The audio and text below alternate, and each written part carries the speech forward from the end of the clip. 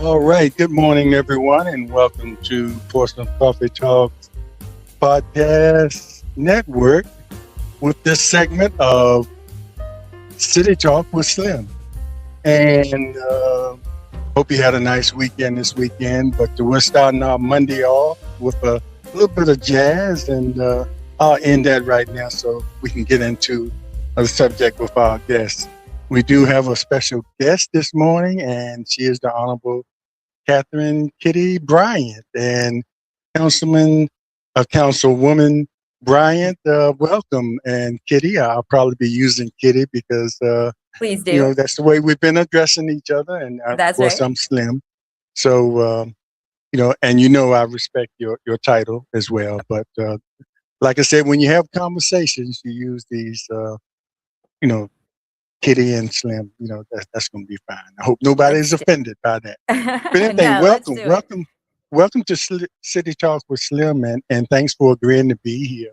And you've been on Portsmouth Coffee Talk before. We had you on, I think, right in the beginning after you were elected. You and Yolanda came on. I We think it did. was during Women's History Month. I think we had you on then, but it was quite. You were new. We Now were. you were new to elected office, but not as new as being aware or knowing how city government works. Because any person that's been a civic league president, you were civic league president of Old Town of Portsmouth, and I think you served on some commissions or you've just been involved in Right. community Yeah. community work. But let's talk about from budget to budget. Like I had this talk with Yolanda too. As this is your first term and Right. your second budget, and you get elected in November, and you're sworn in January, and you have a little bit of that learning curve, but you almost have to hit the ground running because You do. not too long after you get there and start getting your feet wet and knowing, the different departments and the city manager, and knowing the responsibilities of an elected official, a Mhm. city council person, you know, here comes the budget, and you Yeah. really have to dive in. So, before we go there, I want people to know that because people watch this from other cities and other states sometimes, want them to know how you got what encouraged you or what influenced you or what got you to want to go into politics. You are already serving in your community because, and I'll say this one thing: people used to ask me, "Why don't you run for office?" And I was Civic League President then. I said, "Well, I think right now I can do more as the Civic League President, Sometimes that's the uh, case. Yeah. yeah, than I can as city elected official." And that sort of went both ways. I probably could have done more as elected official. But anyway, what made you decide you wanted to take it to another level from community work up to the city elected office? Sure. Sure. Well, first, thank you, Slim, for having me and for providing this opportunity for the citizens to get to know our council better. It's always a pleasure to Yes, chat with you. you're quite I will welcome. say that I never planned to serve in public office. It was something that was never on my radar, but when the opportunity came about, it felt like a great opportunity to give back to the community. I see it as public service, and that means a lot to me.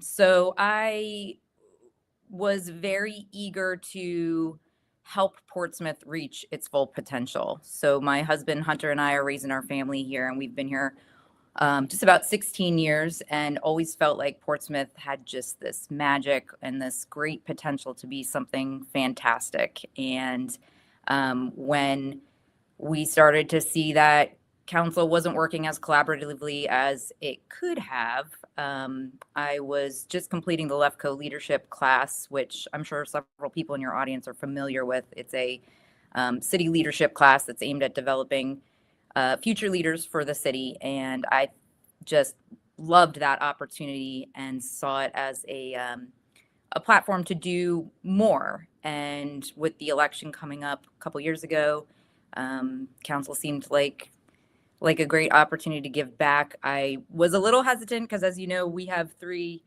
kids and I didn't know how it would fit in with our schedule, but they have done a fantastic job and gotten involved right alongside with us. And I think it was really important that Councilwoman Thomas and I both represent people raising families, women in particular, raising families in the city. And that voice was something missing previously. So it's wonderful to represent, of course, all of Portsmouth, but to bring the perspective of a parent and someone who's really committed to making the city reach its full potential for future generations. Yes, and you said represent all of Portsmouth and all of you run at large, and Yes. as opposed to running, differently. So and you have to, when you get in, you have to realize you represent everybody, even people that Yes. probably didn't vote for you, and sometimes you come across people that probably didn't vote for you and come to you and have a negative slant on things or the way you have voted. How have you been able to deal with that? Especially when, and I think you all look for that. You don't always look for the positive things. You want people to approach you and say, "Well, I didn't agree with that vote," because a lot of times when you all vote, it's depends on a lot of things, the information you get from staff or the city Mhm. manager. And you like to be able to include how just the citizens feel in coming to the point where you vote one way or another. So, Yeah. how Yeah. do you deal with that when you have the people come up to you and say, "Well, I didn't agree with that." I mean, how do you take that in, and what does it do for you when you consider your next vote? Well, I'll start by saying I'm very glad that Portsmouth is represented at large. I think it really encourages council to learn issues across the city. People contact me from every neighborhood in the city when they need support on something that's important in their neighborhood. And so that really does help us, especially as a new council member, learn issues that are important to people. And of course, not everybody's going to agree with everything we all vote on. My philosophy is that I am elected to represent people by making good decisions based on the information staff provides. We're charged with being fiscally responsible, and we're charged with responding to citizens' needs. There's going to be some balance and some priorities, but the wonderful thing that we've done in the last year is council has approved 5 strategic pillars to guide us in making decisions for the city. And so those pillars are always there for us and for citizens to align projects and funding and grant opportunities. And so we keep those very present. They're on our agenda. They're in our work sessions as a reminder of, hey, this fits into this pillar or this fits into that pillar. And so that helps with the balance.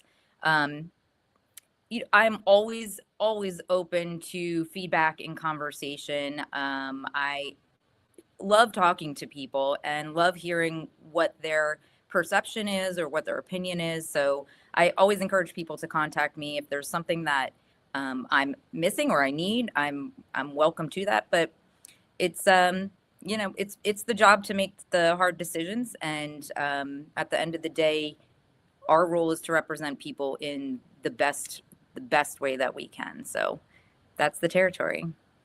Yes, indeed. And you mentioned just a little while ago that one of the reasons you decided to run because you feel like that you need more cohesiveness on on the council between Yes, we councils. did. And I guess you saw something before you came on that you know you said it needs to be better than what was going on. So I'm using that to slide into the relationship between the city council and the school board, and because that's always a big issue. And a lot of people feel like you know everything they ask, it should be given, but a lot of things come into play as far as funding with the school board. But the main thing I think should be the relationship between the two bodies, being able to communicate and be fair. And you and Hugo, I believe, Councilman Hugo, are liaisons of the Mhm. school board from the council.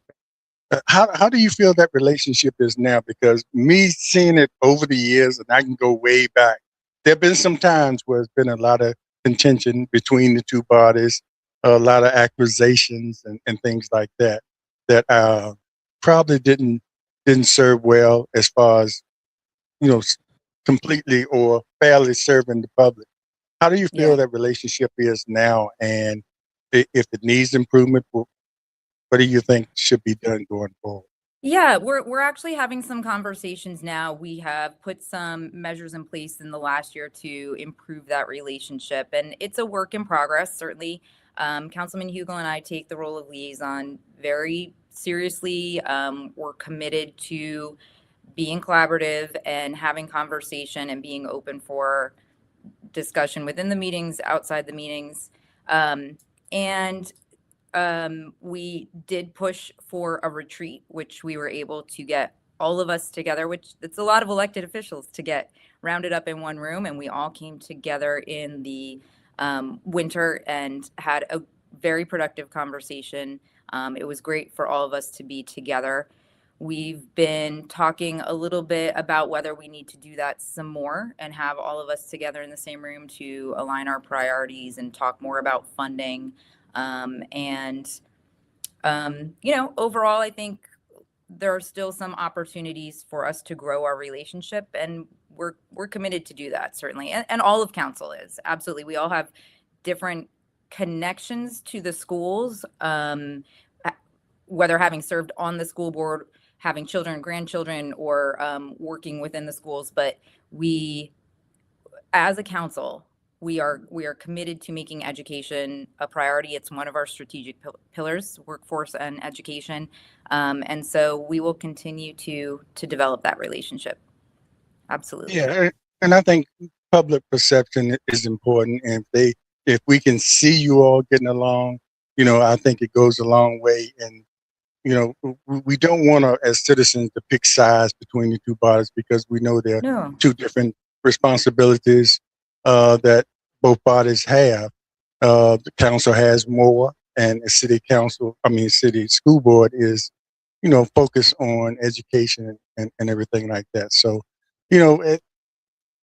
I'm seeing, a cohesiveness, that is growing.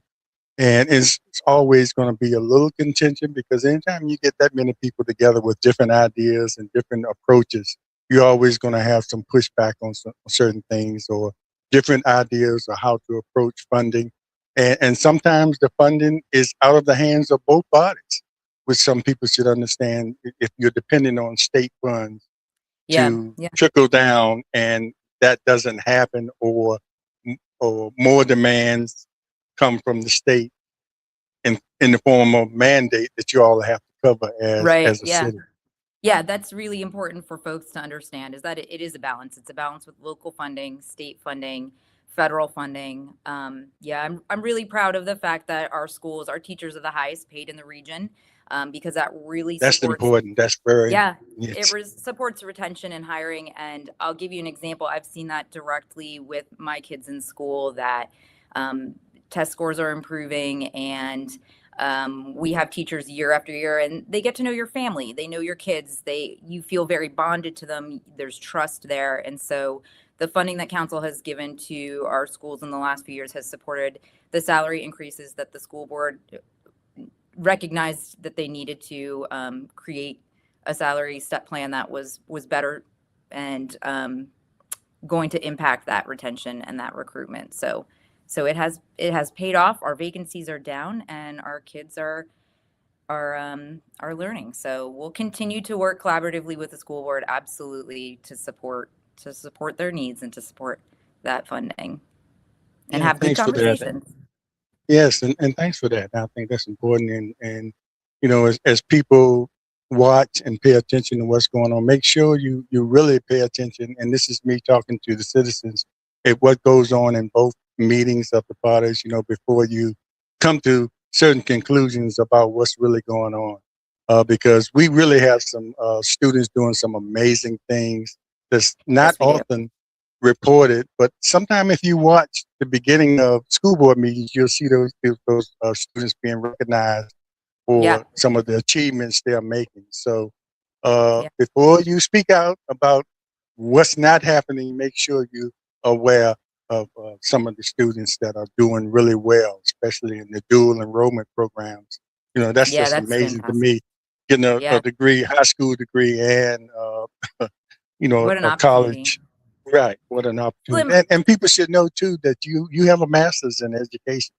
I do. Yes, I Um, do. uh, Oh, I love teaching. Yes, I taught several years ago. I taught high school, and it was such a joy. I really love teenagers. I know a lot of people think that that's a difficult age, but I think it's a wonderful age. But Slim, I wanted to add that you yeah. made a great Go point ahead. just now about watching. You can watch our meetings, work sessions, council meetings, school board meetings online.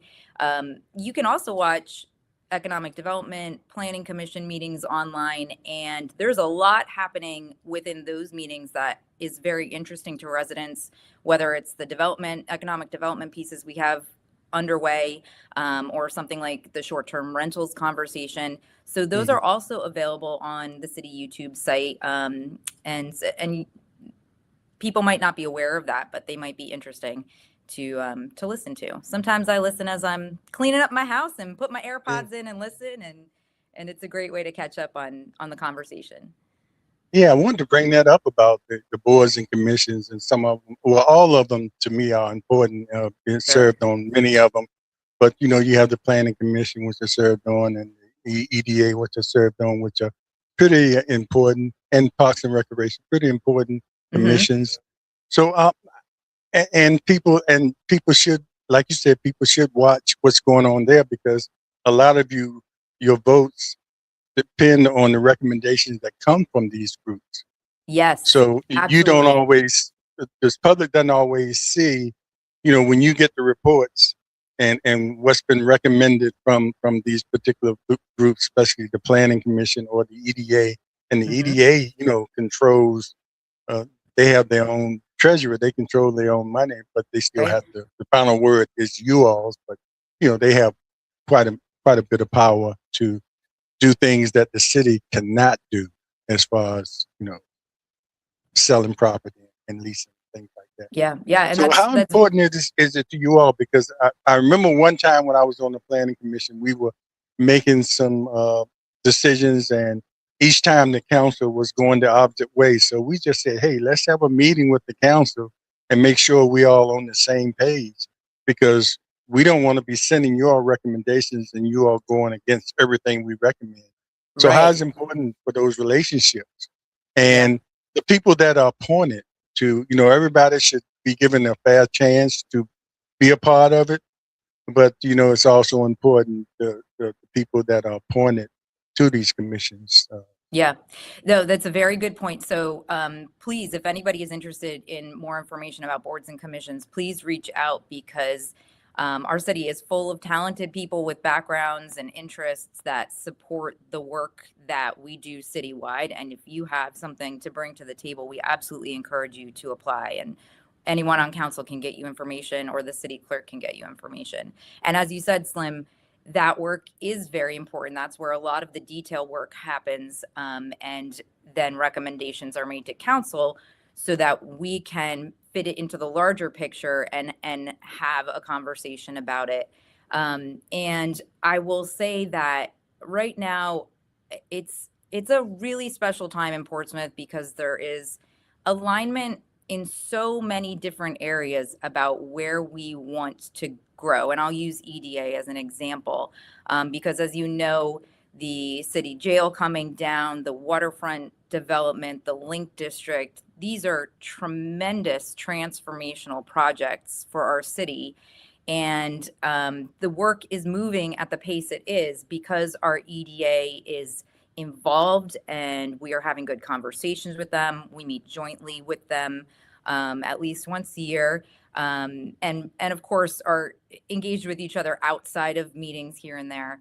And that alignment is what's keeping us at this pace that you all see, and the momentum is building. And so with the waterfront example, that project went through the public information process. We had a couple sessions where the public come and talk about what they would like to see on the waterfront.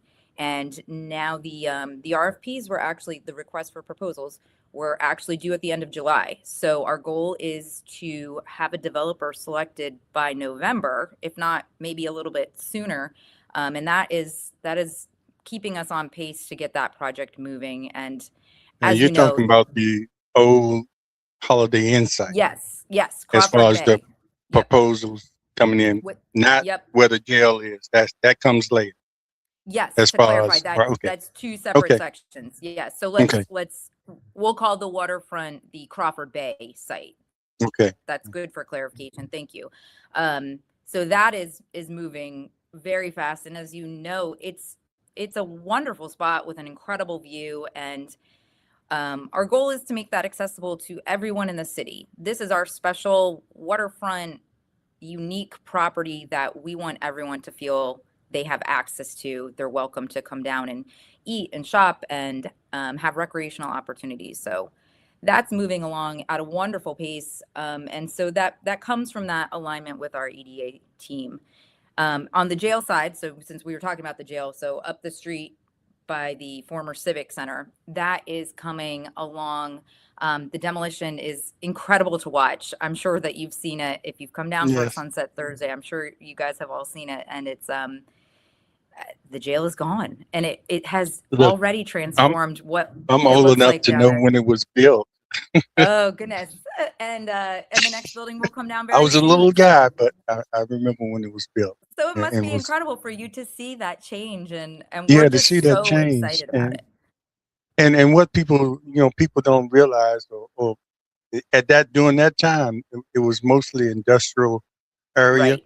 So people say, why would you put a jail on the waterfront? But it was all in industrial and industry there. So, no one was looking at that site to Yeah. develop it for homes or apartments or anything like that. It just didn't make sense at that time. So putting a Yeah. jail there and the courthouse made sense at that time. Right. But now, times have At changed. that time. And I'll tell you that one of our strategic pillars is, of course, economic development and citywide revitalization. And I really want people to understand that the Civic Center coming down, the jail coming down, is important because if we build a new project on that property, that becomes taxable. That becomes revenue for us to support our citywide needs, our general fund. So the goal there is to create something that's taxable rather than municipal property. And I've heard the city manager tell this story a couple of times, but when he first came into Portsmouth and they took him to his office in City Hall and he looked out at the beautiful view of Norfolk and the river, and it's fascinating to watch the river traffic go by, and he jokes that he thought to himself, somebody needs to be paying for this view. So with that section of the waterfront property redeveloped, we're increasing our tax base, which is really important. As you know, we only have so much land here in Portsmouth, and a lot of it is federally owned. And so we need to work with what we have. And like you said, at a time that served a purpose, the jail there, Yes. but it no longer serves us well. Yeah, we have to be very careful with the choices we make with the land that we do have, Right. and make sure it's the highest Yeah. and best use. But Kitty, I want to get into this with you now because the part of the title of this particular segment was, your name, the Honorable Kitty, and achievements and challenges. I want to know, since the first time elected official, and I know how it is being a Civic League president, that can be a challenge in itself as well, but it's a little different. So can you talk about some of the challenges you've had since you've been on council? And it doesn't have to be something that's they were so bad, I just wanted to quit. And I know that's not in your nature, but it can be some things that you either weren't prepared for or were just a little bit of a challenge, as I say. So, did you have any of those coming in? Mo- You know, the learning curve and from budget to budget, and say, well, we did this on this budget. Why can't we do it this year? But circumstances are different than the first budget cycle than they are now. But I'm answering the question. I asked you a question. Go ahead. Of course, it's a very challenging role, and I would say one of the biggest, most eye-opening experiences for me has been covering a great range of topics in a short period of time, and recognizing that we've got to talk about every piece of the puzzle. There's work to be done in every area. We're eager to make up for some lost time, and we're moving at a quick pace. So in any given night between the work session and the council meeting, we will cover something like economic development in great depth, short-term rentals in great depth. And I'm sure that your audience and you have observed that this council loves to have conversation. We really like to all be engaged and have time to ask questions and learn, and that's a wonderful thing. It does take a lot of energy and a lot of time to do the research, and I have found staff to be wonderfully supportive, just available and ready to answer questions.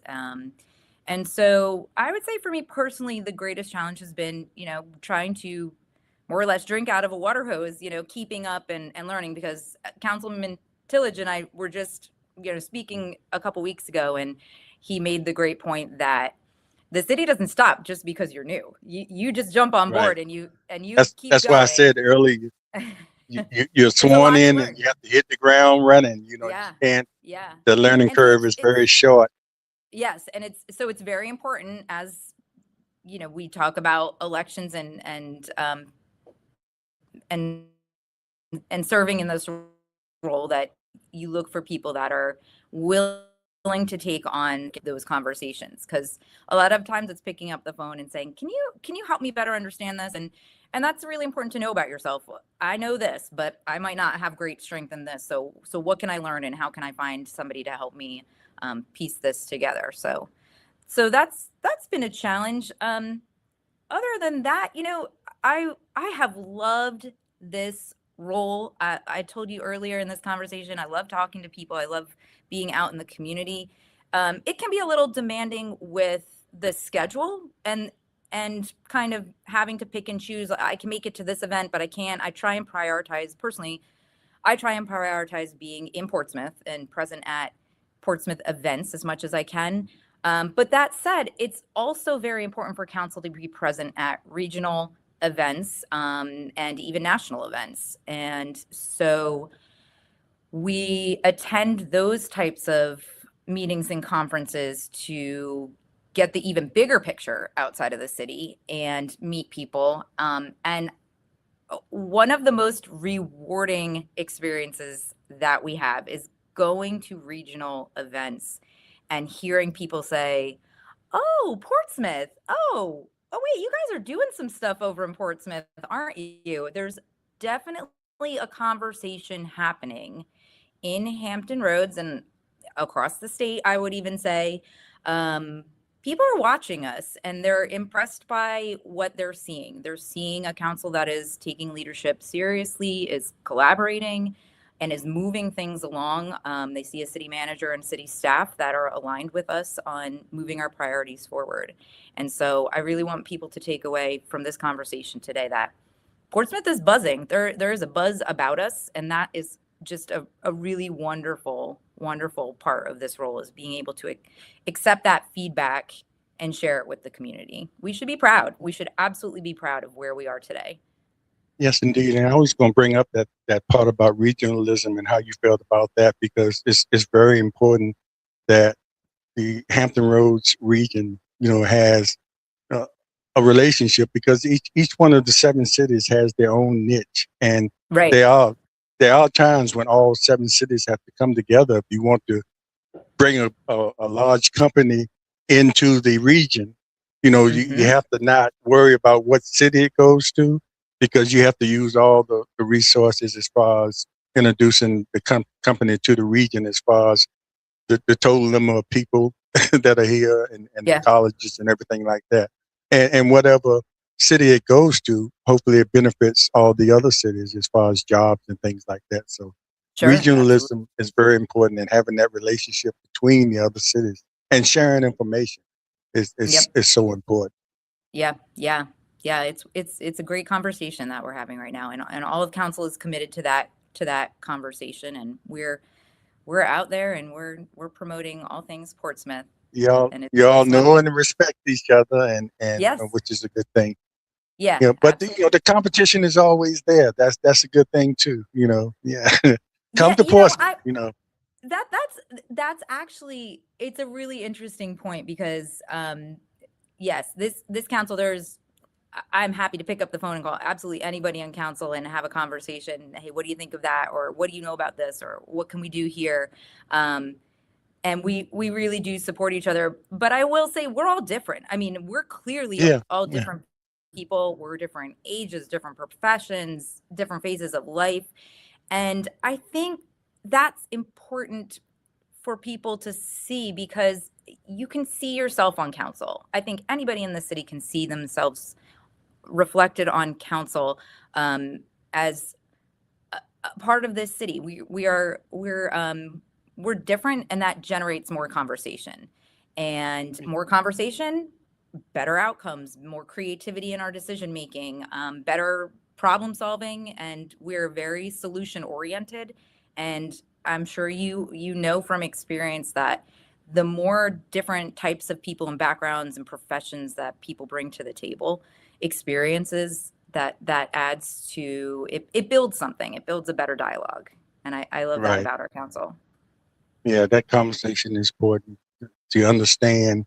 And just like I always tell any council person, when you and you're good at doing this too, when you have certain votes, especially if you know it's a hot topic vote, to explain why you voted that way. And I still might not agree with you voting that way, but at least I understand why you, or I know why you voted that way, because of the information you were giving and how you actually feel about, you know, the direction that vote might take us. So Right. it's And important. yes, and I will say that I think if people are really interested in that type of dialogue, I would encourage people to watch our work sessions because, as you know, The work the session, that's the where the council meeting really bread is and butter. Yeah, right, exactly, the bread and butter. It's the council meeting is sometimes we vote, we hear the public, we give updates. But if you really want to dig into it a little bit more, I encourage people to watch the work sessions that we have because that's where a lot of our conversation and questioning and thinking comes from. And um, I have recognized a need in this role for um, communication, which is something we all talk about all the time. But I have a background in journalism, and as a mm, former teacher, one of the things that I've tried to do in the last few months is provide a three important updates through my social media on what did we do last night at the council meeting and what was important and what are the top three things, and is there an opportunity for the folks in the city to that I hope is useful to people who are looking to better understand what decisions we made, why they impact you, and what will happen next moving forward. So that's something I'm committed to continuing after each of our council meetings. yeah. Excuse me if I look away. I have about three different screens up That's here. okay. I try to keep up with the different platforms we're going live on. And I Yes. want to go back to something real quick, that people that you all talked about in your work sessions about short term rentals, and Yes. briefly, people might not understand, but it's important that we get a handle as a city, a handle on that, because you Mhm. have Airbnbs and short-term rentals that are operating as businesses, but not registered as businesses, and the city misses out on opportunities that they benefit as far as other businesses that are in the city have certain criteria they have to meet as far as taxes and everything like that. So I think it's a good thing that you all are looking into it and trying to formulate some kind of policy or some kind of uh, rules that will dictate how these businesses operate, because it's a Yes. lot here in the city of Portsmouth, Yeah, and Slim, and it's a lot of money being made by people, and they are businesses, so you have to right, treat them right. as such. And Slim, this is a really great example of how this council works. So we recognize that this was a need. There's a lot of community conversation about short-term rentals and really, to be honest, pros and cons. People who own short-term rentals and want to offer that as a tourism piece for our city, and people who are concerned about short-term rentals as their neighbors in their community. And so the conversation started with people bringing that topic to council. We had sort of some initial conversations about it with our city manager, with planning. It evolved. It came through our retreat. We talked about it at our retreat in the winter. And then we continued the work this summer with our planning commission, our planning staff. They held more than 10 public sessions about this issue. So went Hmm. into public spaces, civic leagues, and other public spaces in the community to engage with people. What do you want to see happen with short-term rentals? What are the pros? What are the cons? They gathered that feedback, brought it to council, presented to us where we gave further feedback and came back to us again. So this has been an important issue that we have taken from start, and we're nearly at the finish line. But it really shows this idea of collaboration, which is something that we talk about a lot, but this is a great way of looking at it, that we have collaborated as a council with staff, with the community. We've gone back and forth on it, and the end result will be something that serves the city fairly, and the ordinance that we arrive at will be something that we can be proud of, because we worked very hard to get it right. And so, that's not to say everything we do is going to be right straight off the bat, but the process is important because it allows us to take into consideration what the problems are, what the opportunities are, and to arrive at solutions that work for people. So that will be coming up very, very shortly. Yeah, it's something you're not taking lightly, and you're making sure you're taking your time and getting all the details and giving the Right. public an opportunity to weigh in on it, and especially the people that have the short-term rentals and the Airbnbs to give their. I'm sure most of the people that own, they will be willing to do what they have to do once the city enacts Yep. certain policies that they have to abide by. But having them to have some input in it, I think is very helpful, and you sort of, you know, pleasing both sides of the street, because something has to be done. We can't, we can't let Right. businesses Yep. operate as businesses Yeah, without it's a being, safety issue. yeah, Yep. Right. without It's a any tax kind of issue, it's a safety regulations. issue, it's a Right. tourism issue, it's all those things. Yep. Yes, it's important. Yeah. Um, and so that process has been great, and we've applied that process to other ordinances recently passed, to the bulk trash collection, the blighted properties, short-term rentals. So it's we've been busy this summer. We've done some good work this summer. Yeah. So when you go out, I see you just about everywhere, and people don't realize that being elected in Portsmouth on city council, it's a part-time job. It is. It's a part-time job, Technically it is. and most people like yourself that are elected to office, they have a life. They have a life. They have another job. You are director of what is it? Director of education Children and services, family children and family ministry at the communication for the church also. Yep, that's also a part-time role that I have served there for several years. So a joyful yeah. job for sure. Yeah, and as I was saying, I see you out everywhere, and you know what would you say to and you probably talk to civic leagues a lot. What would you say to most citizens, the average citizen out there, is how important it is to be involved as you can. Not everybody's going to be a part of the civic league. Not everybody's going to be an officer in civic league, but it's something that everybody can do. You know, Mm-hmm. and the main thing is staying informed. Uh, Yeah.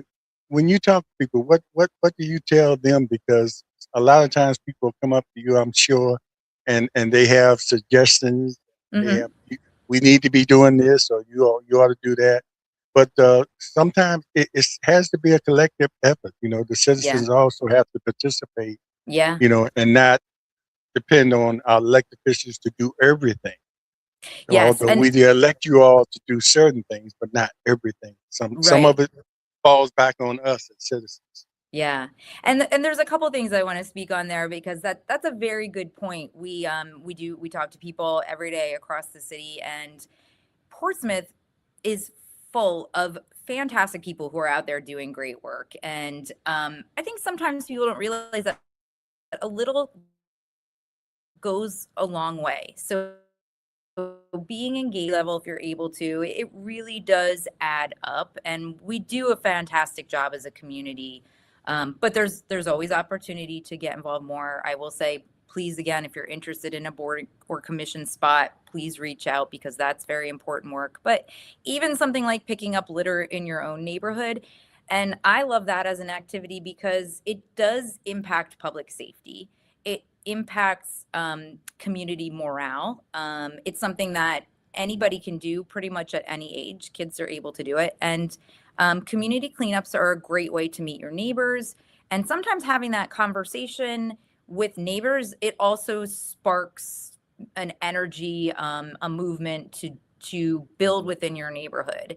Another very practical piece that we are constantly promoting on council, and please, if anyone in your audience hasn't downloaded this app yet, it's called See, Click, Fix.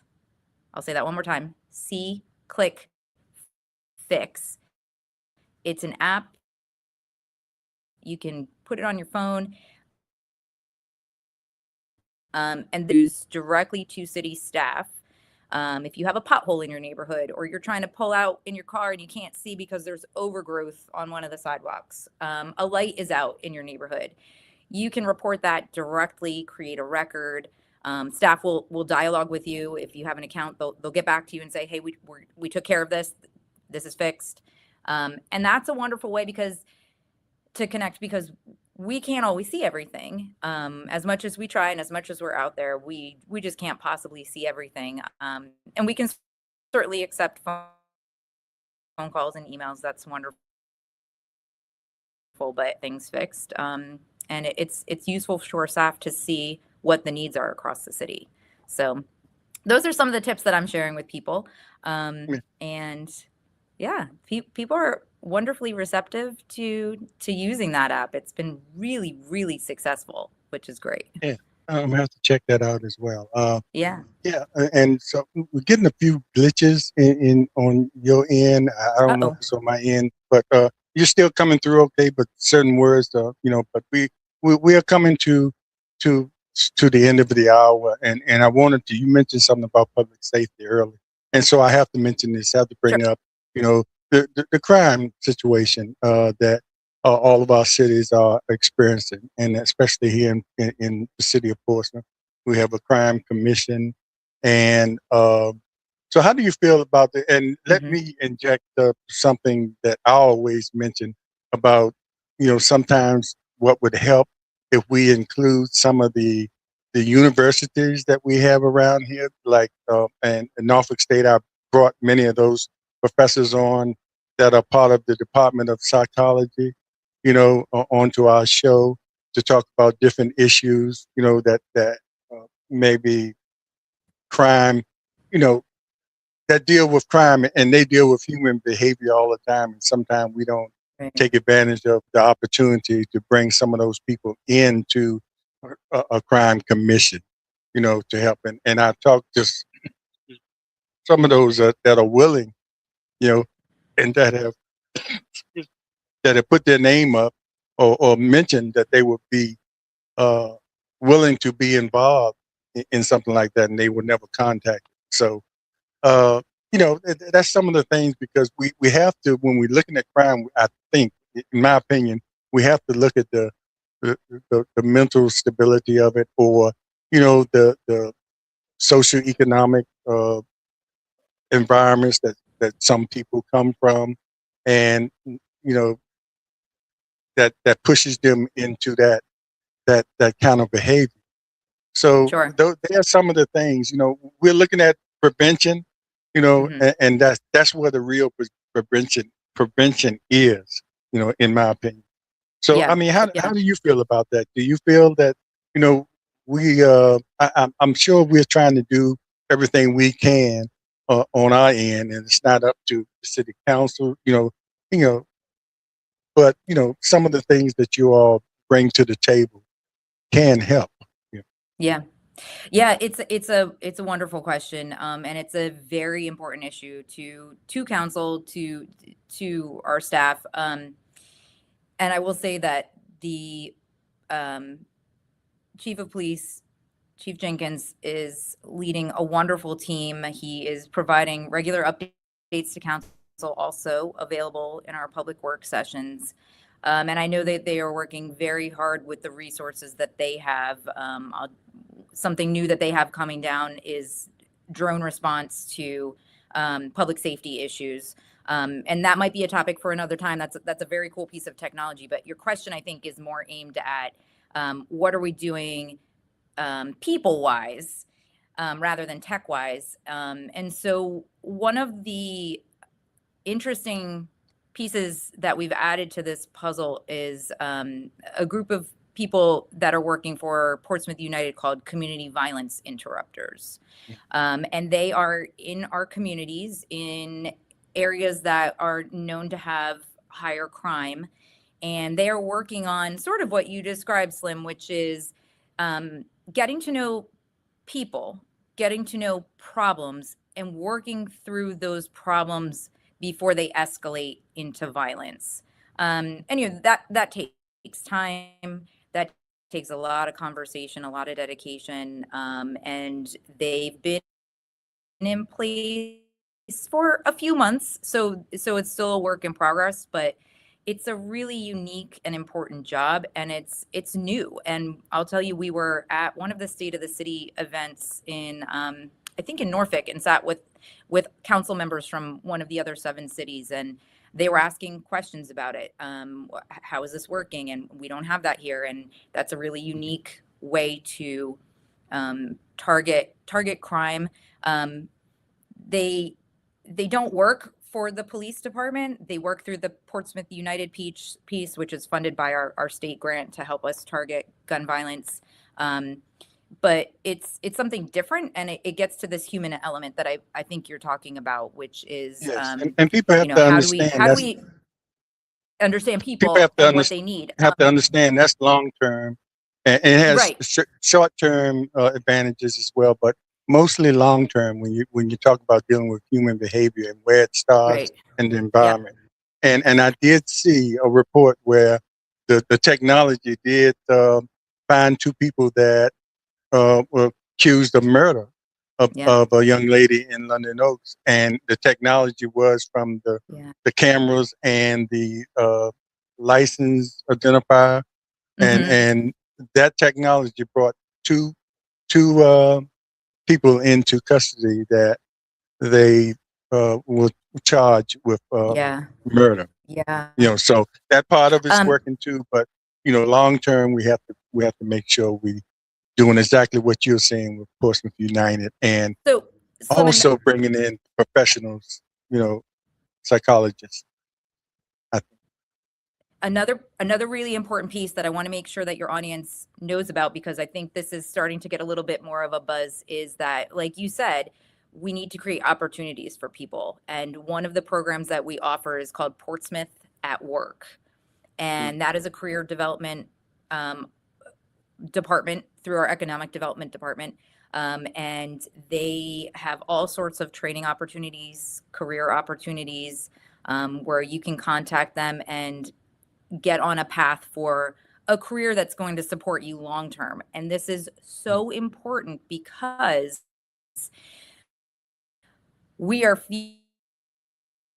feeling this push from the federal and state level to increase that is who we are as Portsmouth.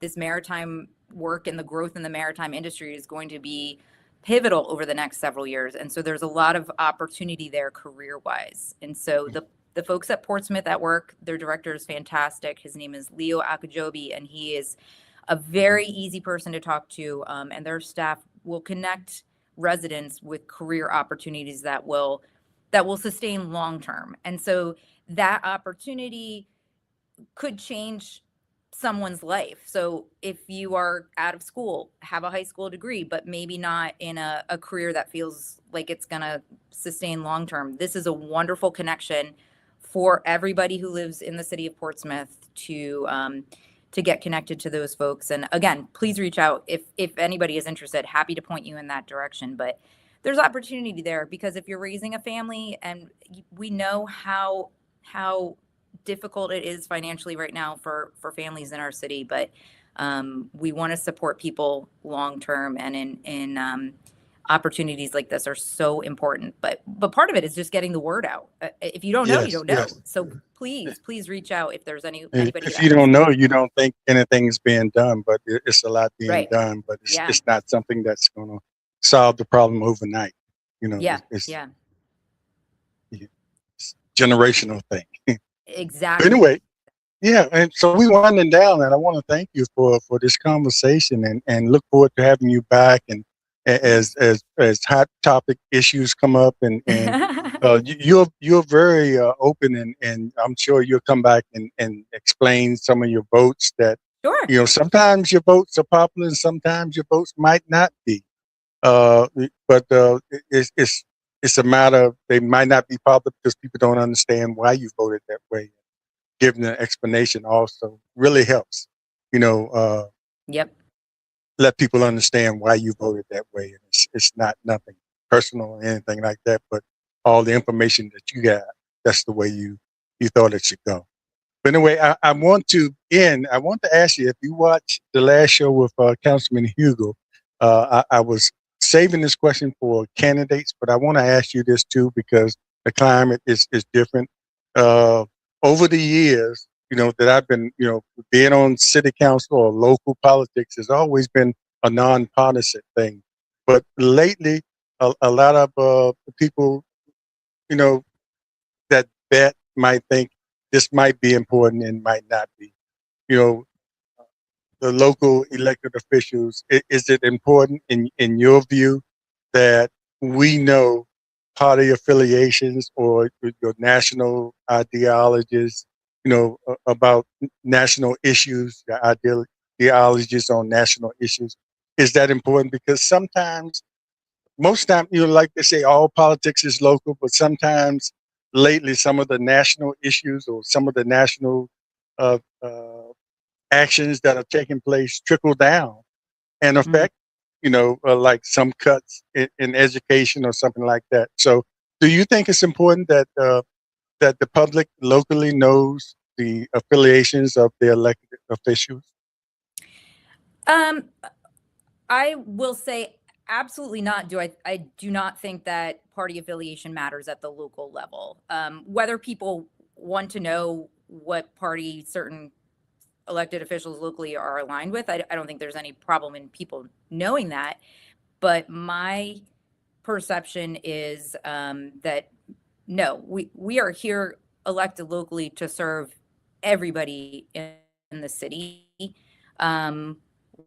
We address the issues that matter to people directly in their day-to-day lives, and that does not require partisan openness to everyone and having a balanced viewpoint of what the citizens of our city need and providing it in the best way that we can. And I just don't see that there's any need for party affiliation in that. And I think that independence in thinking is important to creating that balance, because we have a pie, it's this big and we need to split it as fairly as we can.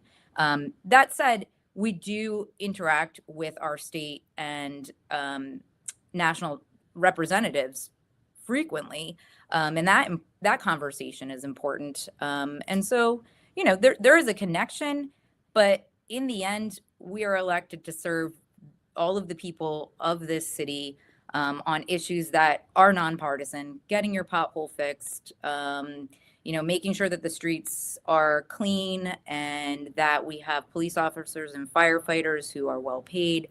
Those are issues that do not have partisan ties. And so, no, I don't think party affiliation matters at the local level. But it is very important also to keep in mind some of the best advice that I got early on in this role was whoever's elected at the state or the national level, they're going to have some perspective. They're going to have some agenda. And our role at the local level is what opportunities are there for Portsmouth? What opportunities can we get for our city, for our people? And so it's important. And it could be Democrat, it could be Republican. It could be either way. And it could change within in both ways. Within my role, however long I serve at the pleasure of this city, it could change, and we have to be respectful and responsible with all of our with all of our elected officials, and have productive dialogue, because again, in the end, we serve the people of Portsmouth, all the people of Portsmouth, and we're always looking for solutions and opportunities to help our city be strong and to grow. So that's my perspective. Yeah, and like you said, in the city as small as Portsmouth, most people know most people's affiliations, but it really doesn't come into play per se. And it might be important to some people if they feel strongly about what's going on the national level. But, you know, you see on the state and national level, it is a lot of bipartisanship that has to go on in order for things to move forward. And sometimes you go one way or the other. But, you know, and I have to ask that question these days because it comes up a lot, and it's important to some people, and a lot of people it's not. But, you know, it's good to ask that question, just to get the perspective of the elected officials that are local here and how they feel. And most of the time you get the answer, like you're saying, the focus is on local issues that oftentimes has nothing to do with the national, but it can trickle down. Some things can trickle. And like I said, I think it's more about the relationships and the respect that we give to the people who are elected at those other levels that represent us. But I would argue too, Slim, that, you know, there's so much political strife and bipartisanship that it's also refreshing at the local level to be doing the work in just a very real and practical way, and really to kind of always go back to, we represent all the people. We want to make the best decisions for the people that are here, and kind of get away from that bipartisanship if we can. It's a little refreshing to serve at this level where that's not looming all the time. Yeah, whether you lean right or left has nothing to do with filling the potholes in my neighborhood. That's right. So. Okay. That is right. And look, I really thank you for coming on and having this conversation with me today, and really appreciate your service to our city and all our communities. And just hang in there and keep going, and always make sure you make time for yourself. You know. Oh, thank you. Well, you know, Slim, it's always and a your pleasure family. to talk to you. Yes, it's always a pleasure.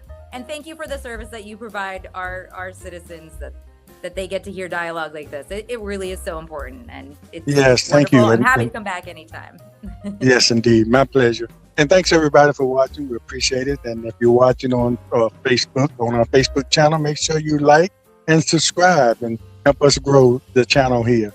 And if you're watching on Facebook, make sure you like as well. And we appreciate your comments. If you're not watching live, you watch the recorded video, make sure you make your comments then. I always read the comments and try to respond accordingly. Thank you, and take care, and we'll see you next time on City Talk with Slim. Thank you. Take care. Thank you. All right. Oops. technology, I need my granddaughter here to help me out. That's so true. You know how that goes. Be our guest on the Portsmouth